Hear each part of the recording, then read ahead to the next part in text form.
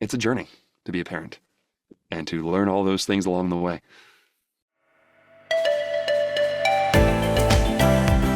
That is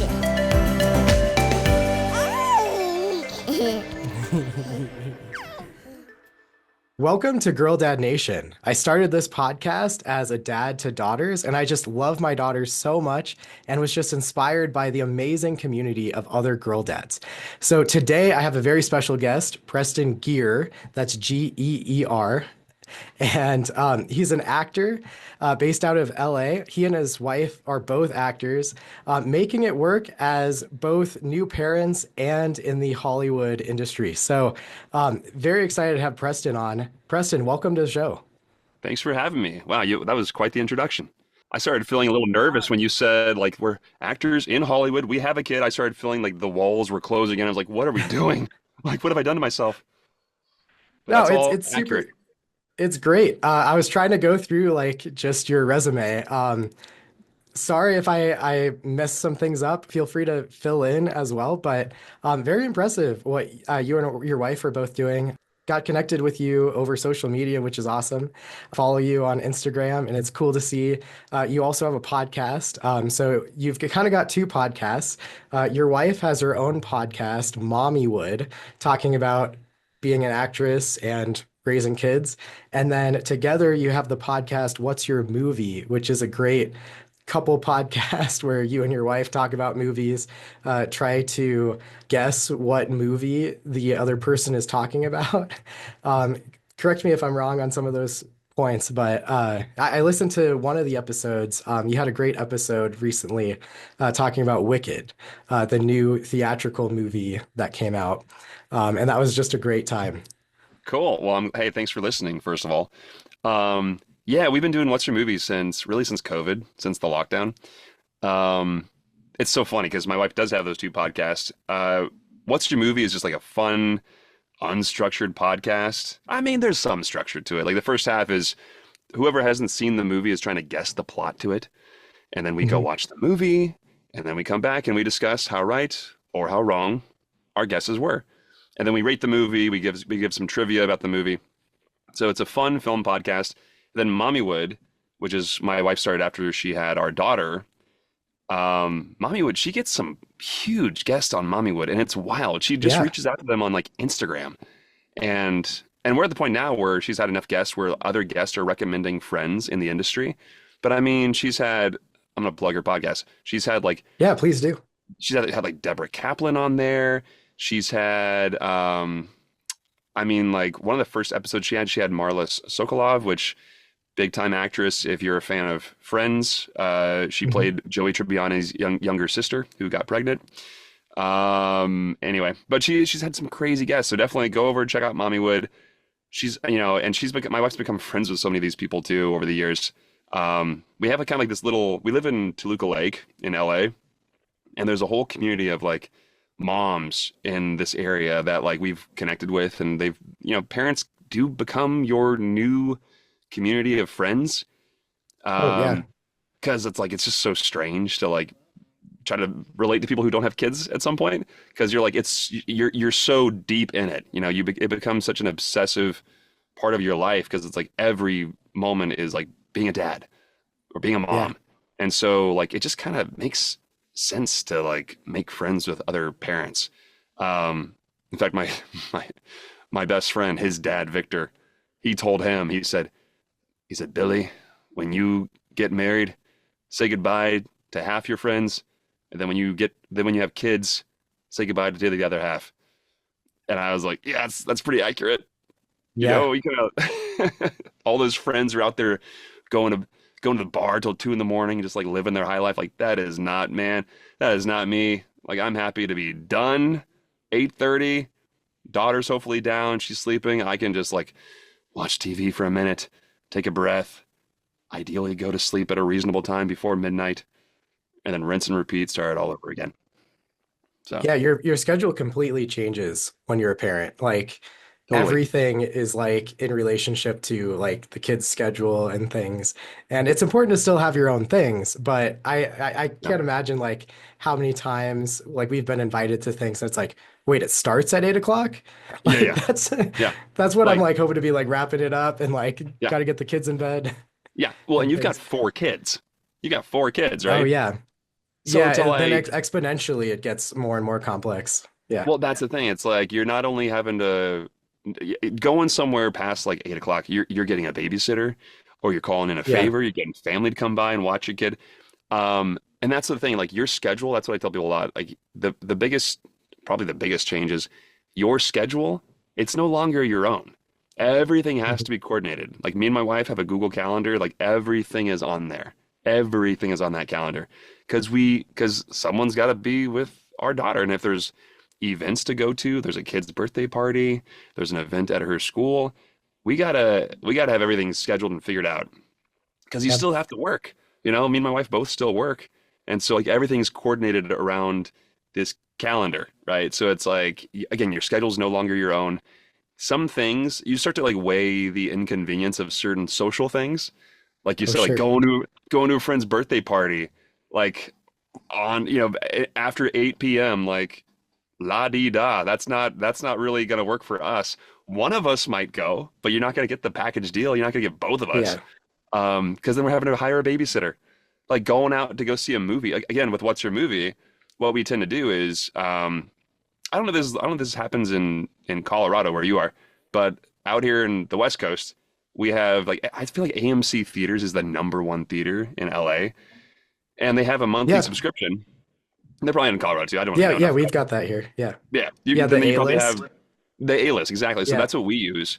So what we do for What's Your Movie is one of us will stay home with our daughter, one of us will go see the movie, and then we'll just like flip flop. Where like that, a couple days Okay. later, Yeah.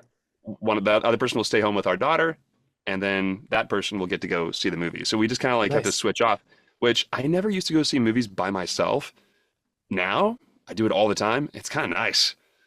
Like I'm not Yeah. having to like, I'm just dialed in on the movie. Versus I don't know when you're like on a date, there's always like little whispery conversations. Ideally, Uh, you're not not so loud that you're bothering other people. But like, yeah, now I go by myself, and it's just like I'm the weird dad who went to see Snow White by himself. I sat there in a theater full of kids and a few adults. It was a later movie, but I was the guy sitting there, shoulder to shoulder with people, and I'm just the dad who was just there for the love of cinema, yeah. watching this Well, musical. well, I went to film school and like I approach movies way differently than my wife, and I think most people. Like I love watching intently and picking out like the cinematography or the music Yeah, or the editing and so I hate like being interrupted in a movie, even like at home. Like we'll watch something and then like we hear our kids crying and I gotta go change them or pick yeah, up our baby. Then I'm like, wife, pause the movie. yeah, And yeah, then I go because I hate like being interrupted and I'm like, well, what happened? Like yeah. but I'm just kind of weird like that. So I think like what you guys do where you're like it's just you can focus on going out and watching the movie in its entirety without Totally. interruptions, I think is cool. Well, and that's the thing. Like, I think the key is without interruption too, right? Like, there's so many times we've just been so conditioned because we watch, our new reality is so many things are just streamed. I'm a person who, if I don't like to break a movie up, like my wife she has no problem like watching a movie in like 3 or 4 or 5 parts. That drives me nuts because my Yeah. attitude is this movie was designed for one sitting. Like, it's designed, if it's a 2 hour movie, it was built and designed to be told as a 2 hour story in one sitting. Because if you break that up and it's like, I mean, like, I don't remember what happened 20 minutes ago. So, like, the idea of like Sure. waiting like 2 or 3 days and you're just going to pick up the movie where you left off, like, that blows my mind. That's why TV shows are, well, one reason TV shows are so palatable to an audience is like it's all bite-sized pieces. So, like, you can watch an hour. But even those, I feel like people break those up. They'll watch like an hour episode and they'll break it up into 3 or 4 parts. Um, Yeah. And it's, and like it's the reality. Like if, especially if you have kids, you do have to do that. You don't necessarily get to sit down and watch, 3.5 hours of The Brutalist in one sitting. It's not convenient. But that's the thing. It's like it's really tough. It's really tough for me 'cause I was also a film major as well in school.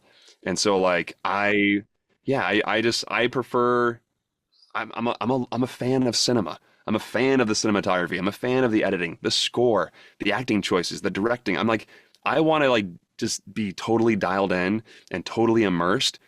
And it's really hard to do that when you're breaking up a movie into Yeah. like three or four parts. It's not really you're automatically like, I don't want to say devaluing, but you're automatically not getting the full picture of what the movie was intending, right? Yeah.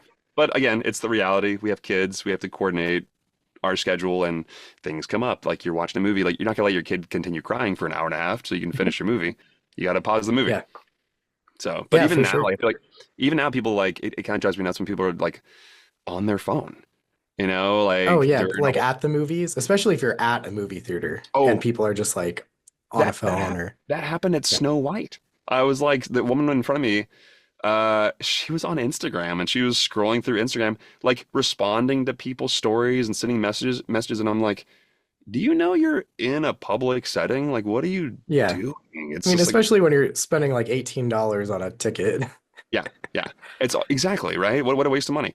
And like, it's so funny because I think people they go on their phone and I don't know. I think they think that like if they keep their phone close to their body, no one can tell. But you're in a dark room. You open that phone, it's basically like shining a flashlight on your face, so you can just like we can all see it, And I think and there's I will say for Snow White, I didn't say anything because I was kind of like I'll be honest with you, I was like I was not going in with high expectations anyway, so it didn't really bother me that much.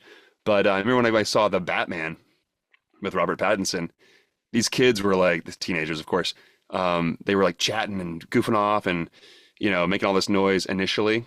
Uh, I don't care if you do that during the previews, fine. But when it carries over into the movie starting, then Yeah. it becomes a problem. And I remember these kids were like, one of them eventually pulled out his phone, and then I used my dad voice, which is a new thing. I used my dad voice, and I just said, "Hey guys, you're in a dark theater. We can all see your phone. Put it away, please." And they all shut up Yeah, the good rest of for the you. movie.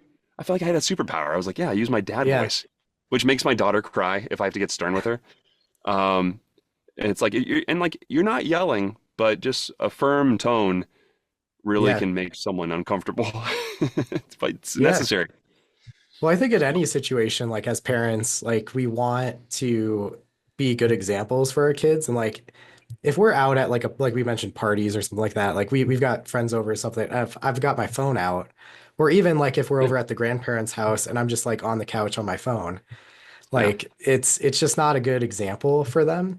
And right, then my kids and like your daughter, they're not old enough, thank goodness, right now to like have devices and things all the time. But like as they get older, like I don't want to set expectations where like at the dinner table they're on their phone or like right. on a computer and stuff. Like uh yeah, so much of the digital technology, it kind of worries me like as kids grow up and just kind of like what they're getting used to and Yeah, normalized to with technology and just like that being focused and then the inability to focus um, like in other settings. totally. Well, and my wife said it too. She saw somewhere, probably on Instagram, ironically, uh, on her phone. She was she saw something that said, if you're with someone and you go out to have lunch, you have dinner with them, if they just pull their phone out and they have it on the table and it's just sitting there on Oh the yeah, table and you want to have a conversation with them, if the phone's on the table, do you feel important? Do you feel like the most important person to them in that moment? It's like, no, they're waiting for their phone to go off. They're waiting to get that text or that email to come through or a phone call to come through. It's like, and we're very mindful of that with our daughter. We try not to be on our phone when we're with her, but it's also the reality of like, it's we use our phone for work. We use our phone. You're checking emails. Sometimes you do have a text message come through that's maybe a little bit more urgent to respond to, but we try we're really trying to be better about that now because yeah, it just doesn't send a very positive message. And also, you don't want to lose that time with your kid. You don't want to like just be on your phone escaping. I mean, it's going to happen sometimes, right? You can't be. We're not monks, right? We have to have our phones with us. But we really, really try to be mindful of not being on our phone when we're with her. So we've been. I mean, like we had a bad habit for the longest time. We would just like put on a movie, put on a TV show, and we'd like just watch TV and have dinner with our daughter. We're trying to be better now about like just sitting at the table. And she, the thing is too with our daughter, like she might throw a fit, but that fit is very brief. It might last a couple minutes or so usually, and then like it's done, and you can sit at the table and have dinner together and socialize and chat and talk, and it's so much better. It's so much better. Like we still watch TV in the mornings before she goes to preschool, and she'll have breakfast, but for dinner we turn the TV off. We're just trying to sit there and you know be with her because this time goes quick, right? She's almost 3 years old, which is nuts. But I just don't want to like look back and just think like, oh, we just basically ignored her while she was. And Yeah. no, by the way, no judgment to other parents. You do what you got to do. Yeah. You go into survival mode for a long time with it, especially with your first kid, right? So like you're just figuring it out every day. So you do what you got to do. And if you need to take a break and put on a YouTube babysitter, put on Miss Rachel or whatever you got to do like that. No judgment. You do what you got to do. But we're at the point now where we know that we recognize we were doing that quite a lot, and so we're trying to scale it back. And the transition has not been that difficult. So Good. my only advice is like, don't be afraid to make that adjustment sooner than later. Even if your kid throws a fit, every kid's different. Hopefully your kid throws a fit for a few minutes and then they recover. In the end of the day, Yeah. they want to be with their parents, right? They want to be around mom and dad.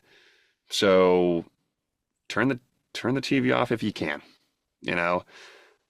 Yeah, that's all I'm gonna say. And I don't want to be judgmental of other parents Yeah. who have to like, pull out the iPad at dinner. It is what it is. You do what you gotta do to survive, Sure. right? I think Do what you especially gotta do. for parents that had kids, like we had our kids, like right in that like COVID era. And it's Totally. just like it was completely different because like you couldn't go to the library, you couldn't go even to the park or different things, and it was like so much was at home. And anyone, even new people, you're preparing to have your first kid maybe, and listening to this podcast, um, like yeah, again, I don't think you'll get much judgment. I also appreciate that dads are like sometimes less likely to judge, and it's like you get it.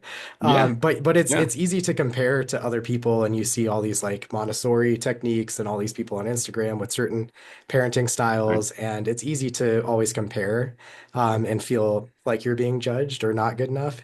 right. But then when you're in the thick of it, I remember my wife and I having conversations where it's like, yeah, like no TV, no screen time, nothing, and then like eventually you're like, okay, Disney Plus is your parent now. Like I just Pretty need an much. hour. Yeah, again, you do what you gotta do to survive. And I always like tell like people, um, people who don't have kids, like I tell them like my attitude, like here's what being a parent is. All right, when you're a parent, if it's either it's you and your wife, you are the two CEOs of a startup, of a brand new business, and you have one employee, and that employee is like the nephew or the niece of your primary benefactor. So no matter what happens, you can't get rid of them. You can't fire them. This Yeah. person's like the worst employee. They don't listen. Everything's combative. They want to argue all the time.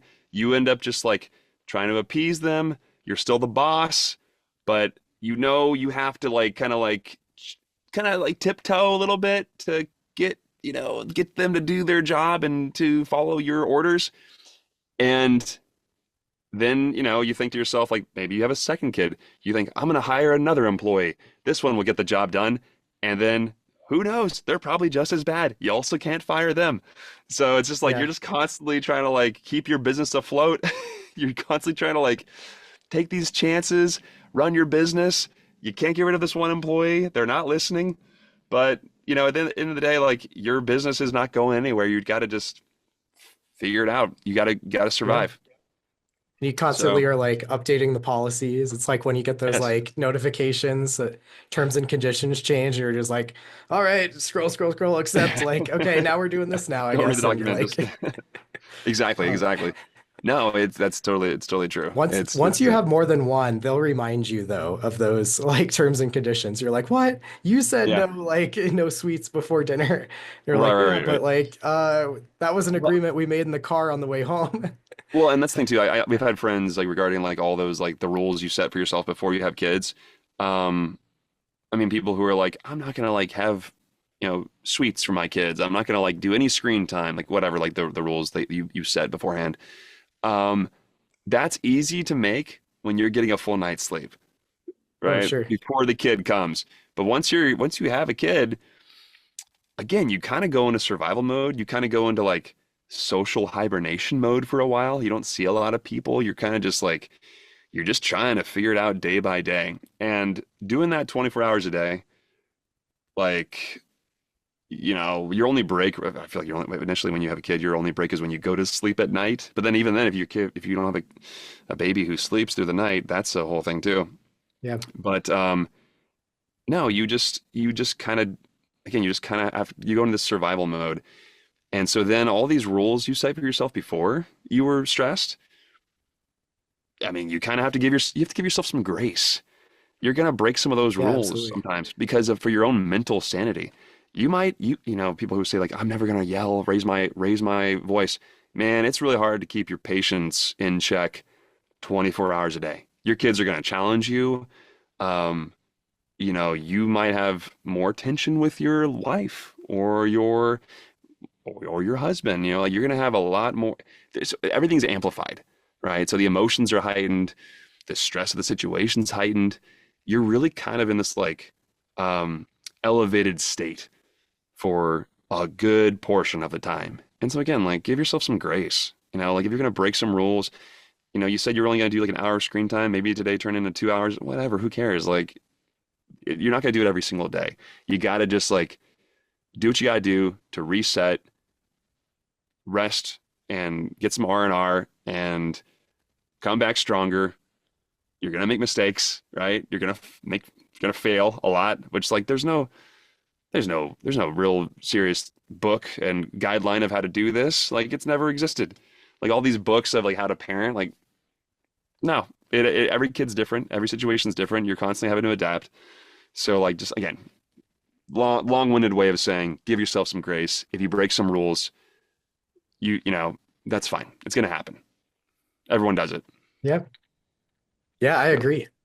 I have a question for you, and this is like Feel kind of free. like I'm switching Yeah. gears here regarding.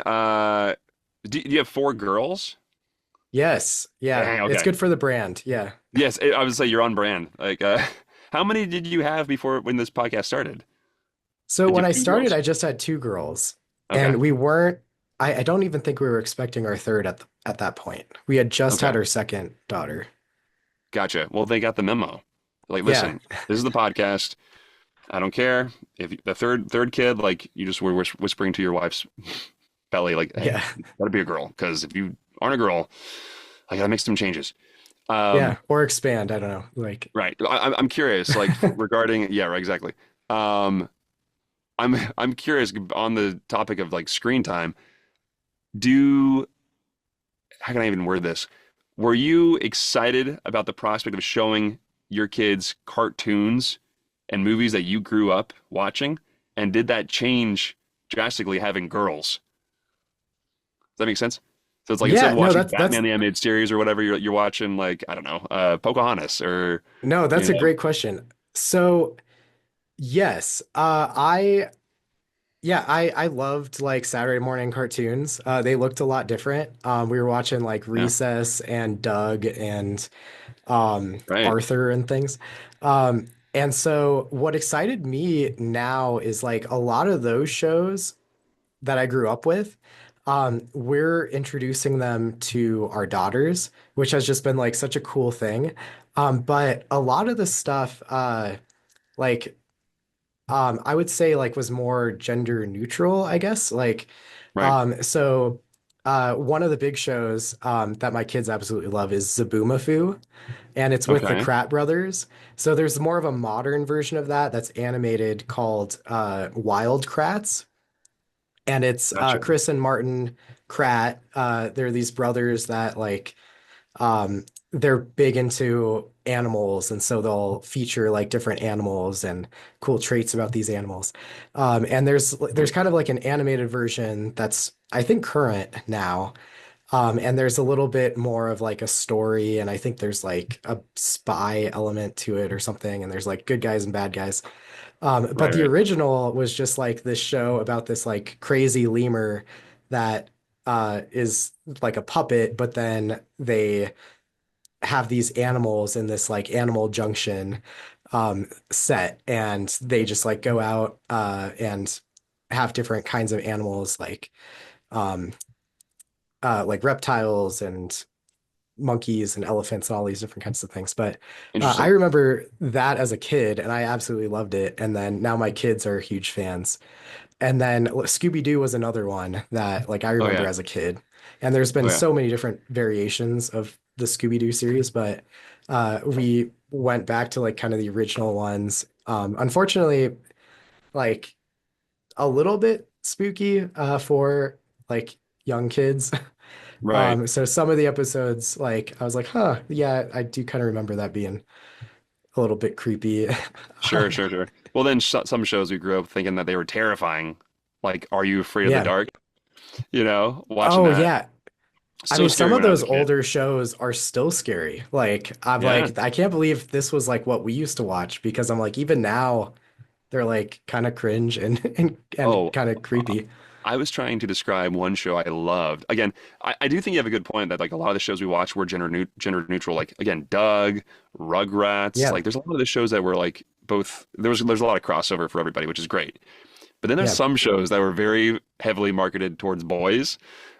Yeah. Um, Uh-huh. One I tried to describe to my wife and her friend, Biker Mice from Mars. Does that ring a bell? Huh. It's pretty much I'm not sure if exactly I what the know title that. says. They Is were it bikers. animated? It was an animated show. Yeah, honestly like in my head it went on for like 5 seasons, but in reality I'm sure it was like one season, probably got canceled.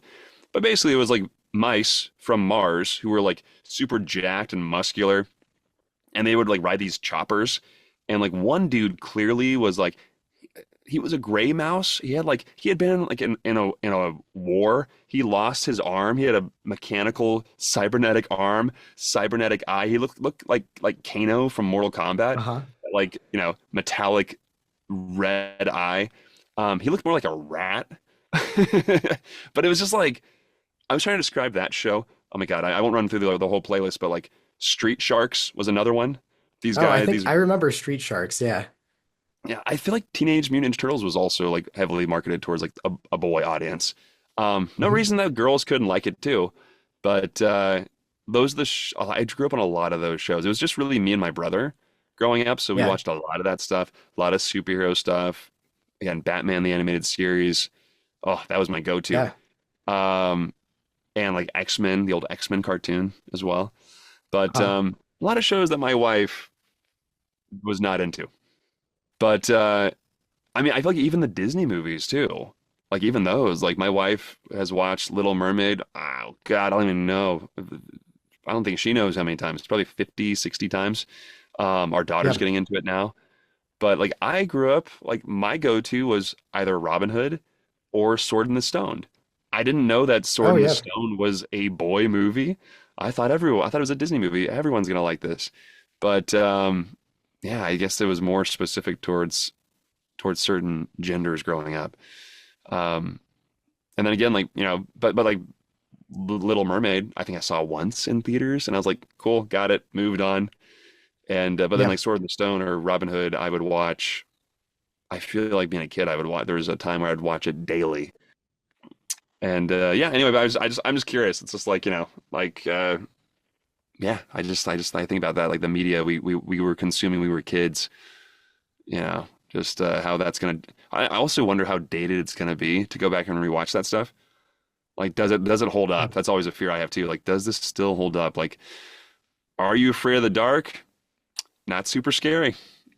Arguably doesn't really hold up anymore. But also if you're, 7, 8 years old, it's probably still pretty good.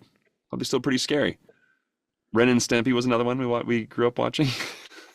Also Yeah, good. man, there were a lot of shows too as a kid that were a lot more vulgar and Yeah. like sexualized for a Oh young yeah. audience. And I was like, wow, like and as a kid, like mostly they just kind of went over my head.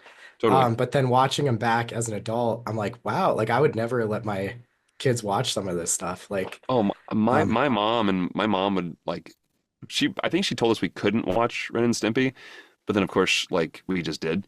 Um and it was like I didn't realize at the time that I kind of knew it was a little bit gross at times. Like they like those zoom in shots where you'd see like all the blemishes and the grease and like all oh yeah, that stuff on people's faces.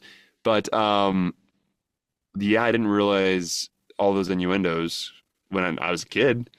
yeah. But as I got older, I was like, oh yeah, that's actually like I can't believe Nickelodeon had this on the air. They let this just slide past them. I think the executives just were totally aloof to all this stuff. But it's also made the show iconic. It's also made the show immortalized because it's like, you know, it just was like such a big swing. Yeah, I don't want to get like too controversial, but there Sure. was that documentary that or like that docu-series that came out on like some of the Nickelodeon stuff and like um and just I think what was also cringe about that was because these were young actors and actresses Yeah, yeah, um and just some of the things that they put these young actors through and some of the innuendos and adult content that was kind of marketed as a kid show yeah. is Are kind you of talking about hard. But are you talking about Quiet on Set? The yeah, HBO? Yeah, that was very disturbing. Um, very yeah, I watched it and it was very disturbing, very creepy. And the 90s and the early 2000s, like yeah, it was really kind of it just was a very predatory. Not that I will say the industry's really kind of been predatory towards children for a long time, going back to Judy Garland, yeah, for Wizard of Oz. So, but it continued through like Nickelodeon, and it's like, ugh, I won't get into all the details, well, but it's like, yeah, I mean, Nickelodeon didn't do a lot of screening for who they hired, for the adults they hired, mhm, yeah, and these kids were preyed upon, and it's a whole thing. It's like there's a lot to sure, unpack with. sure. Right. And There's I also don't I parents who don't are, yeah. pushing their kid into like the industry. It's just, yeah, it's all disturbing.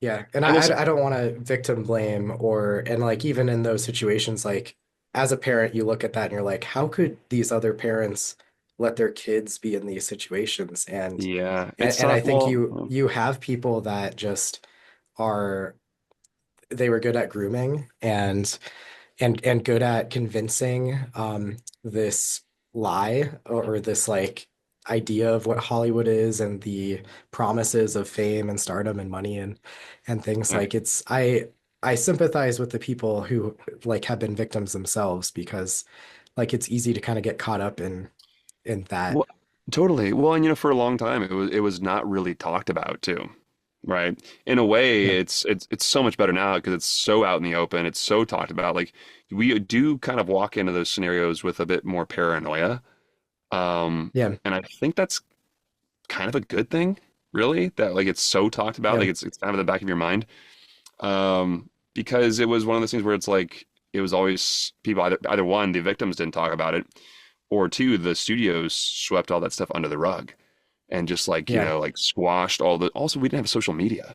Social media now makes the Sure. information being put out there like so much more accessible where, if you are a victim and you go through the court process, um, and you have a gag order or whatever, um, you can kind of easily break that. Of course, then there's like financial contractual punishments for that. But like you can go on social media and just kind of like post your story, before there's even a court case, and put it out there. And so anyway, so yeah, I think it's we're in a better environment now. That being said, me and my wife, with our daughter occasionally gets auditions, and I think that if it's a family thing, if we're doing something as a family, we're usually okay with it. But there's been a couple times our daughter had an audition that was just for her, and I think that we're kind of getting to that point where like it's this back and forth where it's like if she's on set, we're always going to be there. One of us is going to be with her no matter what. So, and there's so many regulations too with like SAG-AFTRA where with the actors union where it's like I think at a certain age your kid can only work for like 20 minutes at a time and then there's like 10 minutes off. It's like 20 minutes at a time, 10 minutes off.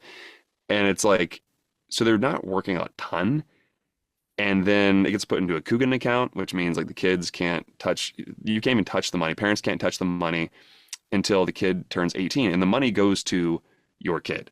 When they become an adult, they can have access to that money. I think it accumulates over time as well. Yeah. It accumulates interest. And so it's actually like a great deal financially for the kid. And that'll happen because like all those horror stories of like the really since the beginning of TV and and film. But I mean the 90s again, so many kids, Yeah. their parents just took all their money. They took all their money. These child actors, the parents just like took all their money. Um, and so now the Coogan account exists. So anyway, so we talk about our daughter working, and but we're back and forth where it's like on one hand I'm like, okay, well, it wouldn't be that much work, and she'd be able to make some money that she could use in the future when she turns 18. Um, but also we go the other way where we think, okay, but like she's not really choosing this industry, and also you're a kid. You shouldn't really Yeah. even be worried about working. Like, do you even need to worry about like working as a 2 year old, as a 3 year old? Like, I don't think you should. That seems strange. Like, if it's something that's fun to do, okay, that's one thing. But I don't even want there to be a financial factor involved. Which again, it's kind of nice that there's the Coogan account because it's like, okay, you're on set. We're not doing this so we can pay our bills today. We're not gonna like, for lack of a better term, pimp out our kid so we can, cash in and like pay our mortgage or whatever. We're not that seems just I will say thank God for the Coogan account, um which I feel like is a fairly recent thing. I feel like it's if I don't know off the top of my head, but I feel like it's been the last 10 plus years or so that's even been a Yeah. requirement. But again, that's thank God because like again, it used to be in the 90s where like people would put their kids out there. I won't say names, but like these kids would just be just they were the primary breadwinner of the family, and they would just be forced on set into oftentimes some creepy situations that they didn't want to be involved in, and they were the primary source of income for the parents and the family. That's creepy and Yeah. weird. I don't. I'm not a fan of that. So I would, yeah, again, we're so back and forth because it's like if our daughter were to get work, we'd be on set. Her money would go away until she's 18 and accumulate some interest. But then also like she's also not choosing to do this. It's something we would kind of like be pushing, not pushing, but like kind of chaperoning her towards. And if she had fun, cool. If she didn't, then like I don't know, we would probably never do it again. I don't think that me and my wife are choosing to work in this industry. Our daughter's not end of the day, right? So it's like we do this back and forth a lot, where it's like, hey, I'm willing to introduce you to a new experience that might be fun, but also you didn't choose this lifestyle. We did, so I'm not trying to live through my kid. I'm not trying to Yeah, I think live that's a good my. distinction. Yeah. So anyway, but it is a push pull that we have Yeah. quite often. Yeah, I think it's So a tough thing to navigate. And I think like most parents that are listening to this are not necessarily actors and doing that, but just by nature of we all have phones and video cameras and things in our pockets.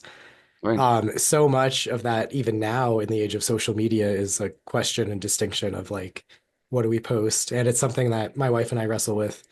Um, like wanting yeah, to do the podcast and uplift dads and share positive stories of things my family is doing and things I'm proud of my daughters for and things and build yeah, that community of like-minded people that are just excited about being parents and in this mess and this journey together. Yeah, But then at the same time, like what that limit is, like how much can we show, like what things would my daughters be proud of out there in the public, so to speak. right. But then like how much we keep private. It's a tough thing for everyone. It really is, and frankly, and again, I don't judge parents either way. Like, there's people who do not post any photos, any videos of their kids at all. Totally respect it. I totally get that. And there's parents who that's like all they post. Our daughter has a separate account for her Instagram that like just like for friends and family. That's like a private account, so we can just kind of like post stuff for her. For it just makes it easier for friends and family. Um, and like I will post photos and video of my daughter. I don't know if my wife does. I feel like she doesn't on her personal account. She might for Mommy Wood. I think she for her Mommy Wood podcast she does. But I mean, Yeah. as a voice actor, I just did an audition a few days ago for a PSA that was um it was just like basically like this radio ad discouraging people from posting photos of their kids on social media because Yeah. if it's out there and it's public, people can find it, and it's I don't know, it's creepy. I don't want to like this a dark episode of your podcast, but I'm just saying like it comes up, right? It's like Sure. Yeah, and it's like we'll life. say like Yeah. and as a parent, all you want to do is keep your kids safe. So all you really Yeah. want to do, like keep them safe and keep them happy. Um, and like it's you can only do so much as well. I mean, Yeah. like our this is kind of switching gears, but like our daughter, she broke her arm back in like July. It was like she turned 2, and then like 2 weeks later, she broke her arm.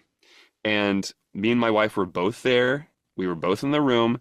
Our daughter was on the couch, and she kind of just climbed over the arm of the couch and Uh, fell 2 feet maybe onto carpet and started screaming. And we both, and as soon as my wife walked over, we picked my daughter up. I could tell the arm was broken. I could just tell ah, by looking at it. And it was weird. And our daughter recovered. She's fine. She's doing great. Bones healed great. She's just resilient. And she was a tough kid. She barely even cried at the hospital.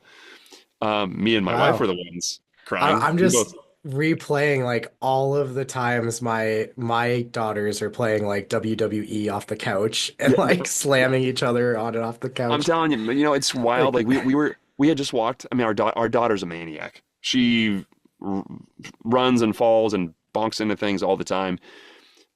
She's kind of a bit of a daredevil, which I love.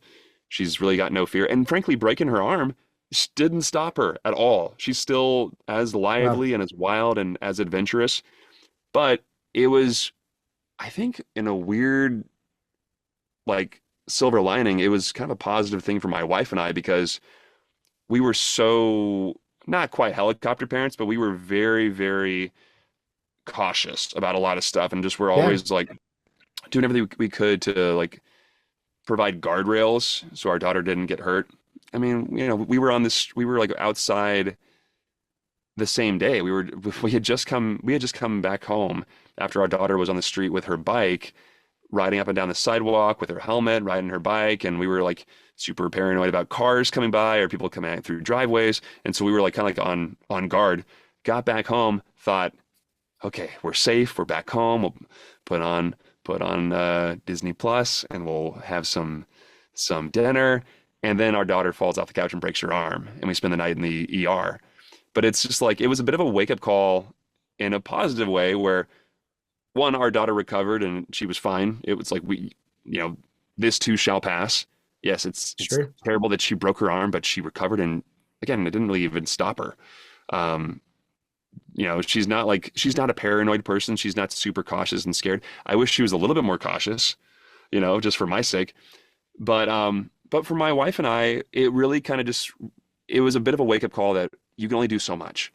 And you can only, Mhm. your kids are gonna get hurt sometimes. You got to let them be humans. You got to let them be people. You can't bubble wrap them, and they've got to live their own life and all of its flaws. And if that means they get hurt occasionally, or physically or emotionally. They get, Yeah. people might not be super nice to your kids. That's the thing too. As they get older and they go through school, you got to just deal with that. They might have to deal with other people not being so kind. But there's only so much you can do as a parent. All your kids need to know is that you love them and you'll do what you can to protect them. But other than that, you kind of just have to. What's the serenity prayer? I forget. It's like, grant me the strength to recognize. I'm not even gonna bother attempting it, but it's like basically acknowledge that there's things you cannot control, and it's anyway. It's a journey to be a parent and to learn all those things along the way. Yeah, absolutely. And that just made me think of that like Jurassic Park quote where you're like, you put in all the guardrails, and then the quote is like, life finds a way. Life finds a way. And it's just Yeah, like you could think you've like designed the perfect thing, and then like there's always the inevitable. But yeah, absolutely. Well, like but you're preparing your kids for the real world. And like, the sad reality is, but the reality, like you're not always going to be there. So how you best prepare them so that then like whatever happens, they're equipped to deal with it right, totally, in a totally. safe and loving way, and know Well, that they're still loved, they're still uh, and they can yeah. move past it. So Well, and it's funny. My our daughter, our daughter's been in preschool full time now for 2 weeks. And I picked her up from school last week, and one of the teachers kind of pulled me aside, and she said, "Hey, can I talk to you for a second?" And I thought, "Uh-oh, what's going on?" And she told us that our daughter has been hitting people at school. hitting And she people. said, hitting. And I kind of reprimanded my daughter at school. And of course, then she cried and wanted mommy. And I said, well, mommy's not here. You have daddy. Also, you'd be in trouble with mommy too. But there's part of me is kind of like, okay, obviously, don't hit. How do you explain that to a 2-year-old? That like hitting hurts. And I think her attitude is like, well, I said sorry. I said sorry after I hit someone. Sure. And I'm trying to get her to realize just because you say sorry doesn't make it okay. You can't do something and then sorry is the magic word that makes someone else's pain go away. My wife is like, if you hit people, people aren't going to want to be your friend. And I'm like, yeah, it's true. I mean, I don't know what technique is going to get her to stop hitting. So we've been having to punish our daughter more in terms of like, hey, if you hit, you're not watching TV when you get home. You hit, there's no candy, no cake pops, no lollipops. Um, that you have to like kind of start to take things away, which my wife, she her thing is like no TV. If you hit someone, like you're not being rewarded with TV. And my wife is Sure. like, Yeah. and that was like always like my wife's punishment growing up when she was a kid. Like if she was in trouble, she would not get TV. She couldn't watch TV, and she said it sucked not being able to watch TV. Like having to go to school the next day, like not having have had watched TV. Like you come home from school, you don't get to watch TV. You just go right back to school. It was terrible. So it's an effective punishment. But regarding all that hitting with my daughter, yes, don't hit. However, being the dad of a girl, there was one time, this is a long time ago. This was maybe like a year ago. My daughter was at the park, and there was this little boy, and he kept kind of grabbing her and kept touching her. Yeah. And of course, I'm Uh-huh. a dad. I'm like, hey, like I can't touch this kid. I can't put my hands on someone else's kid. Okay, this kid stop touching my daughter. And he was like kind of grabbing my daughter and kind of grabbing her sweatshirt. My daughter spins around and just like threw like a right hook and popped him right in the face. And of course I was like, oh, don't do that. Secretly though, I was like, you know what, girl, stand up for yourself, take care of yourself. There's times that's the Yeah, time yeah, I'm there's like, times to do yeah, that. and And particularly I feel like well, as a there's yeah, my wife is like, no, you do not hit. You go to a teacher. You will tell a teacher if someone's bothering you. You tell a teacher right away.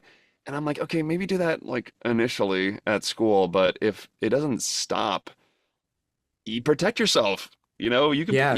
You can hit someone because guess what? Like that's pretty effective. I've You have got to protect two yourself. quick stories on that, if you don't mind.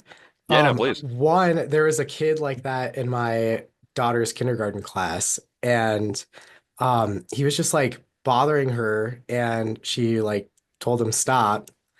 And then she just like throat punches him, Oh like yeah. just, and she like he was just like, she's like, no, I'm playing with this, and he's like grabbing the toys or whatever, and she just, Good and for her.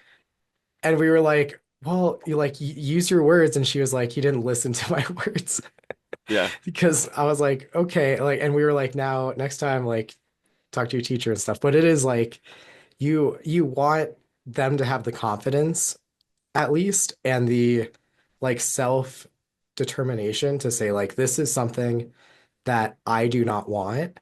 And I think Yeah. that that's a good distinction, especially as girls get older, is like to not allow anything like societal pressure or any kind of pressure if it's not something that you consent to.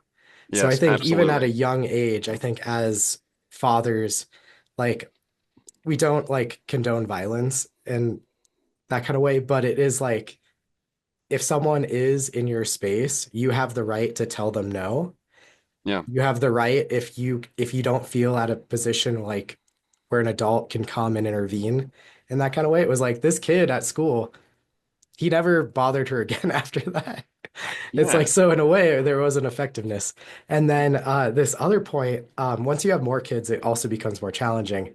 My daughter, she was probably like 2 or 3. We were at the like McDonald's play place thing. And so she's having a great time like climbing up to the slide. But at the time I had my I think it was my second who was only a baby. And so I'm Hmm. holding this like newborn and normally like I have no problem like getting in the play structure thing Hmm. if necessary. But she like wanted to go up to the slide and I'm just encouraging her, yeah, like go ahead, like I'll watch you and things, wanting her to have that confidence to do it herself. But then there was this like little boy that was like messing with her and kept on like pulling her hair and she obviously didn't like it. And it was like such a hard moment as a dad to be like at the bottom and holding a baby and like not be able to like I couldn't really like take the baby through the thing. Right. Um and eventually like I think I used my dad voice and I was like that was like kind of the first time in public I think I've like used my dad voice to this other kid. And I think Yeah. he was even like a little bit younger than she was at the time, Yeah. but you could tell she was just like disturbed by this kid like messing with her. And then Yeah. she came down and then fortunately this other dad came and intervened and then he made his son go over and apologize to her, which good for him too. And it was like and Yeah. then kind of dad to dad it was like kind of a mutual recognition like thanks like I appreciate like Yeah. Yeah. you stepping in as the dad to come and then discipline his own kid, but it's such a difficult thing to discipline other kids, but Yeah. when it comes to like your kid and their safety and comfort you're like you want to step in and do what Yeah. uh Well, and I think do you what you need. articulated it way better than I did. You want them to go through life with the confidence and also know that they have their own autonomy. You protect yourself. Like if someone's touching you or in your space and you don't approve of that, you don't give them permission, you can stand up for yourself. Use your Yeah, words, and if that doesn't work, then like I tell my daughter, and to much to my wife's chagrin, I tell my daughter the only times to hurt somebody or hit somebody is to well, honestly to protect yourself is when you're trying to yeah, defend yourself. That's the only time you can justify hurting someone. Um, you don't hit because you're mad. You don't hit because you're frustrated or someone took something from you. You don't hit someone back for that. Like if someone took a toy, if it's your turn, again, you don't hit someone because you're mad or you're frustrated. Like that's not the reason to hit somebody. Um, Sometimes you're gonna just be mad and you're gonna just be frustrated. That yeah, doesn't justify you hurting someone else. But when it comes to protecting yourself, it's, then like, yeah, you're allowed you are always allowed to defend yourself because your safety is the most important thing. That is what I mean, I haven't really gone through like those big ideas with my 2-year-old yet, but I do have those conversations with my wife quite a lot as well. It's like, yes, you are allowed to defend Yeah. yourself, and you're always allowed to defend yourself and protect yourself. Um, and you have there.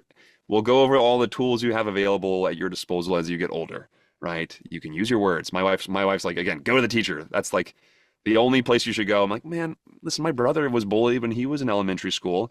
He went to the teachers, he went to the principals. The teachers couldn't do anything. What did you do? Like give a kid detention?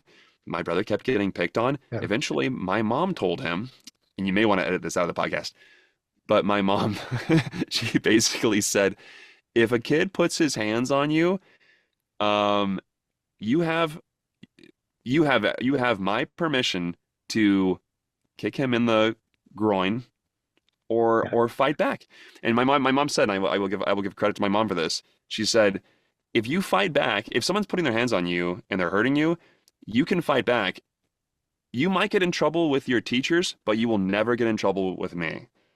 And I think that was like the permission my brother needed to hear. He's like, okay, if I defend myself, I might get in trouble with my teachers, but my mom, I'll be okay with my mom won't punish me for it. And so then like, the next day kids were picking on my brother. My brother fought back and like hit him with his lunch pail and kicked him and punched him. And it's like never was bothered again. And so it's Yeah. just like one thing, a little bit different with guys, right? With boys. Yeah. My But my like, dad basically told my brother and I kind of the same thing, like standing up to bullies or whatever. But yeah. yeah, well, and you need to hear that. I think it's important because like, the teachers can only do so much. And like, I just think that the teachers are oftentimes, what do you do? Like the teachers can't put their hands on another kid. Like if some people respond to different punishment, I think right? it's a good thing just in life to learn to like solve your own disagreements and battles, like Yeah, to whatever level that is. Like with my wife and I, like if we have a disagreement, it's like we have to work it out ourselves. Like we're not getting the kids involved, we're not getting our right, parents involved. It's like, no, this is something between us. Like we're not fighting, like hopefully. right, But right. like, but it's like we gotta use our words, we gotta like compromise, we gotta be in the thick of it. Yeah. Same thing like with people at work. There was there's been times where I've like disagreed with coworkers, but like working it out with each other is way better than kind of getting like supervisors or like trying Yeah. to get other things involved. It's Well, yeah, it also just like muddies the water too, and it's like it's so much faster to figure it out yourself. I think you said it perfectly. It's like there's some things. It's a great lesson to learn that you just need to solve some problems on your own. Right? You don't need to get a third party involved who's frankly gonna probably not be effective. And yeah, it depends on the circumstances. But yeah, it's just it's a good lesson to learn for life that there's some things you can solve on your own. You don't need to get a higher authority involved with everything. yeah, Um, and when it comes to bullies, defending yourself and standing up for yourself, it's such a cliche, but it's like, once you stand up, once a bully realizes that they're going to get resistance and they're going to have someone who's going to stand up to them, they oftentimes stop. yeah, So, yeah, like that boy who was bothering your daughter in kindergarten, man, if I got throat punched, I think I'm moving on, man. I'm not gonna bother that girl ever again. Like, yeah, you're moving on. So good for your daughter, because I mean, it sounds like yeah, I mean, she used her words, didn't work. So she said, "What are my other tools at my disposal?" And she decided to karate chop him in the throat. And he's fine. He came back to school the next day, I'm sure. yeah, He had a bit of an ego bruise, but yeah, like as far as I'm concerned as a dad, like she effectively communicated that you do not have my permission to crowd my space and touch me and bother me. And if he was getting physical and like touching her, like all the more reason for her to defend yeah. herself. So good for her. Yeah. And Preston, I know we're almost out of time. I think we're a little bit past time. But I have one question before I get to my final question. Okay. There's still like a list of questions that I'd still love to get to at some point, but Sure, maybe sure. if you're open to it, maybe we do like a follow-up bonus episode and find a time if your wife is willing to come on the podcast as well. It would kind of be interesting to get her perspective, if she Sure. condones throw punching. But I but can yeah, guarantee she does not. but yeah, maybe we. I'm a yeah. I have a different attitude. No, that's great. So I think this is great to keep this in like dad realm. But then yeah, maybe we do a bonus episode, invite Emily from Mommywood on, and I can Sure. ask kind of these general questions about being actors and like balancing your career, living in LA and raising kids.